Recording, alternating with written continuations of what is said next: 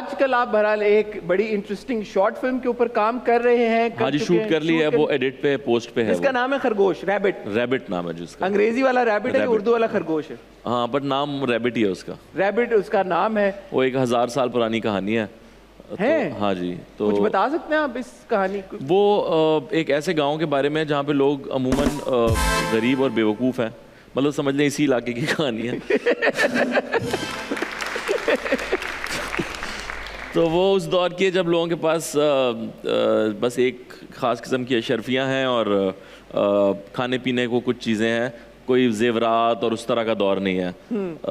और वहाँ पे 2 ठग हैं भाई, जो नैयर एजाज साहब और उमर आलम प्ले कर रहे हैं। हाँ जी, तो वो भाई ठगते हैं सबको, और उनको एक और बंदा टकर जाता है जो कि एक जिप्सी है, इधर उधर घूमता है, उसका एक्सपोजर ज़्यादा है। Played by you? हाँ, प्लेड बाय मी। तो वो टक्कर जाता है और वो कैसे उनको ठगता है एक फार्मूले पे लगा के, और उनका एंड क्या होता है, वो बहुत इंटरेस्टिंग कहानी है। तो वो शुरू बहुत लाइट मूड होती है और फिर बहुत डार्क हो जाती है कहानी। और इसकी रिलीज किसी मतलब ये जी फेस्टिवल के लिए है, फिल्म फेस्टिवल्स के लिए है, तो इंशाल्लाह देखें, हो सकता है वहाँ से कोई अवार्ड आ जाए इंशाल्लाह। इसको ये तो साबुन लगा के फिसल गया अवार्ड। यासिर, इसको डायरेक्ट किसने किया? डायरेक्ट मैंने किया जी। लिखा किसने? मेरे भाई ने। अच्छा, तो म्यूजिक आई सपोज आपकी बहन का होगा? मेरी बहन। इससे ज्यादा नेपोटिज्म और क्या हो सकता है फिर यासिर? नहीं, ये नेपोटिज्म नहीं है, ये मजबूरी भी है, क्योंकि जितने पैसों में ये बनी है वो फैमिली मेम्बर ही कर सकते थे उसमें काम। अच्छा, ये तो शुक्र है जवाद मेरा दोस्त है, उसने स्पॉन्सर कर दिया इसको, तो हम बना भी सके, वरना तो पाकिस्तान में मैं बता रहा हूँ ना, अच्छा कंटेंट बनाना ऐसे जैसे जंग लड़ना।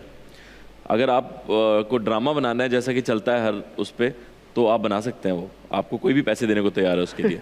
बट अगर आपको ज़रा सा डिफरेंट काम करना है तो कोई तैयार नहीं है। ये पिछली बार भी हमारी बात हुई थी, तब से लेके अब तक और मूविंग फॉरवर्ड बहुत सारे गेस्ट आए, बड़े माने जाने एक्टर्स आए, उन्होंने कहा यार हम देख रहे हैं कि तब्दीली आने वाली है, बहुत जल्द आप देखेंगे कि मुख्तलिफ नौइयत का कंटेंट बनना। वो एक्टर खुद नहीं आने दे रहे तब्दीली।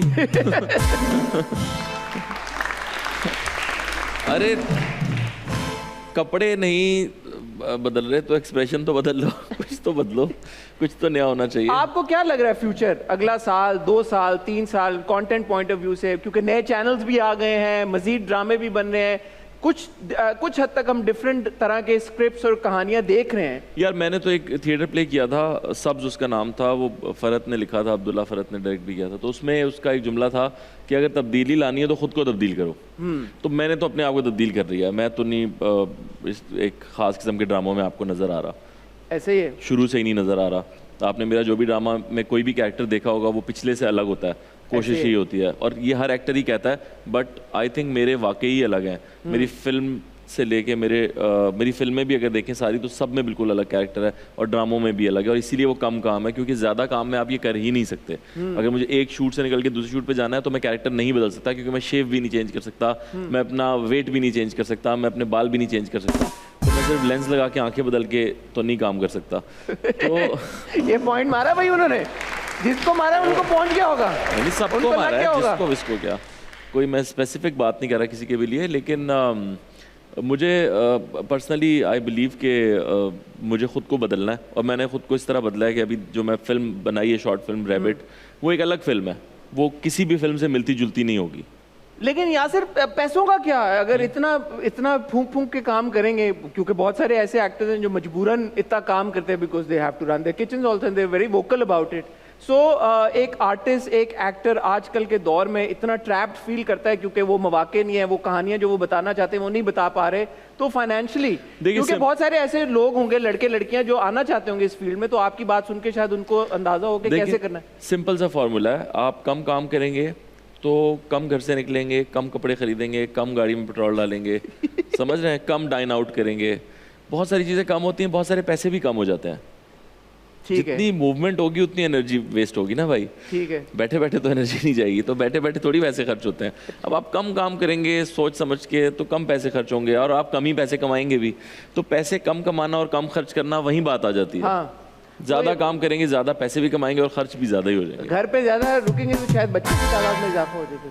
अल्लाह करे, बच्चे तो जी खुदा की देन है, होने चाहिए। ये बच्चे ही बैठे हैं लोग। और अपना रिस्क वो खुद साथ लेके आते हैं, और जब रिस्क जुड़ता है तो फिर और ज़्यादा मौके भी मिल जाते हैं। बस ये तो एक डिबेट अलग है इसमें जाएंगे तो बहुत डीप जाना पड़ेगा, लेकिन घर बैठने से तो वाकई अच्छे नहीं होते, हरकत में बरकत है। मगर कम काम करना चाहिए यार, इंसान को मजदूर थोड़ी पैदा आप रिवर्स एक कह रहे हैं कि कम काम करना चाहिए, ये बड़ी नई बात लेके आए आप मार्केट में।